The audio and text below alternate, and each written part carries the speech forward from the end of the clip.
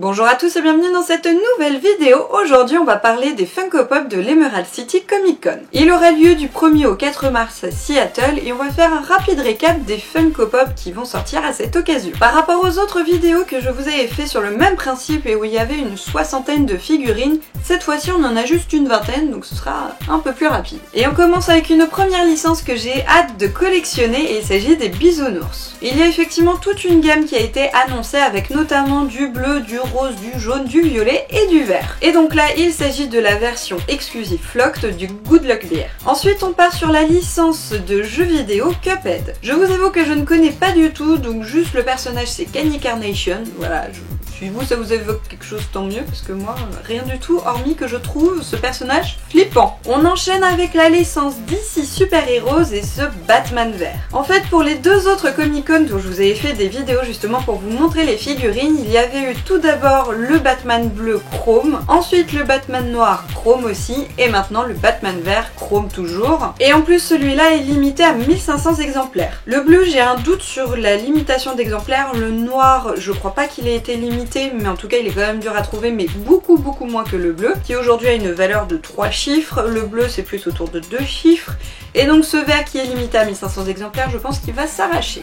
Je dois vous avouer que même si Batman c'est pas non plus mon super héros préféré, je trouve que ces versions chrome sont super belles. Ensuite on passe à du Disney avec Moana. J'ai un tout petit doute sur la prononciation, donc je dirais que c'est le personnage Maui avec la tête requin. On a aussi une nouvelle figurine de Toy Story que je trouve vraiment super sympa. Et donc vous l'aurez reconnu, c'est le Army Man, donc le petit soldat. Vraiment, je la trouve super chouette. Une figurine qui fait bien plaisir pour ma collection, il s'agit d'une nouvelle Doctor Who. Et oui, on a enfin une Amy Pond et ça c'est super sympa parce qu'on a vu une Rory Williams il y a quelques temps déjà, mais toujours pas d'Amy. Là, je pense que c'est une première version d'Amy, elle est en mode bisougramme avec son costume de policière, mais j'ai pas grand doute sur le fait qu'on en aura d'autres avec d'autres tenues, peut-être plus représentatifs et notamment au fil des saisons. On continue avec la licence spécifique à Funko. On a tout d'abord le personnage Pulpo qui va être disponible en 3 couleurs. La version bleue qui est la basique sera disponible en 2500 exemplaires, mais il y aura aussi la version verte et la version violette qui seront toutes les deux disponibles en 1000 exemplaires. Ensuite, dans la gamme Myth, vous aurez le Bigfoot. La version normale et Flocked quand même sera limitée à 3000 exemplaires, tandis que cette version très étrange bleu-verte, toujours Flocked, sera limitée à 2500 exemplaires. Et ensuite, on a 3 versions d'un Freddy Funko spécial baseball. Le Freddy avec le t-shirt bleu sera limité à 1000 exemplaires, celui avec le t-shirt blanc sera limité aussi à 1000 exemplaires, et on aura par contre 3000 exemplaires pour la version tenue beige. On enchaîne avec Game of Thrones, et ça c'est une pièce que vraiment j'aimerais beaucoup ajouter à ma collection, et il s'agit du Giant White. Je la trouve vraiment canon et pile poil flippante comme il faut, en plus j'ai les autres marcheurs blancs donc ça ira super bien avec. On passe maintenant au cinéma avec Mad Max.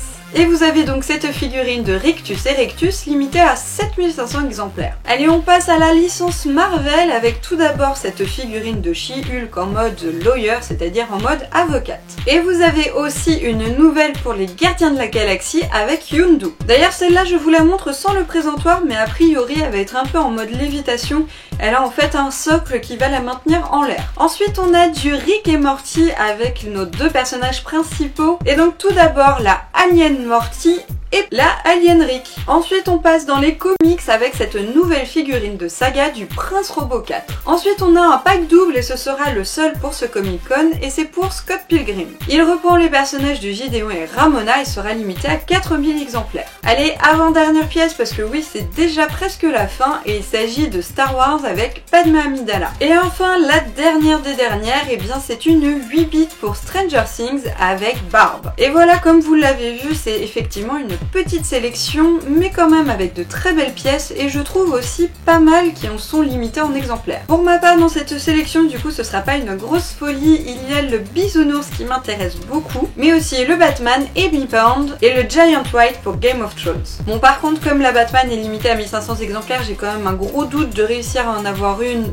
pour un prix raisonnable, j'entends, mais j'aurai quand même les 3 autres pièces et surtout la Amy et celle de Game of Thrones, ça va vraiment compléter mes licences, mes collections actuelles. Et puis bon, bah la Bisounours, je vais prendre, je pense, un modèle de chaque couleur, histoire de me faire ma petite collection un peu nostalgie. Et voilà, c'est terminé pour moi. J'espère que cette présentation des Funko Pop de l'Emerald City Comic Con vous aura plu. Si c'est le cas, n'hésitez pas à mettre un petit pouce bleu et venez me dire en commentaire quelle figurine vous intéresse. Et sur ce, je vous dis à la prochaine pour une nouvelle vidéo.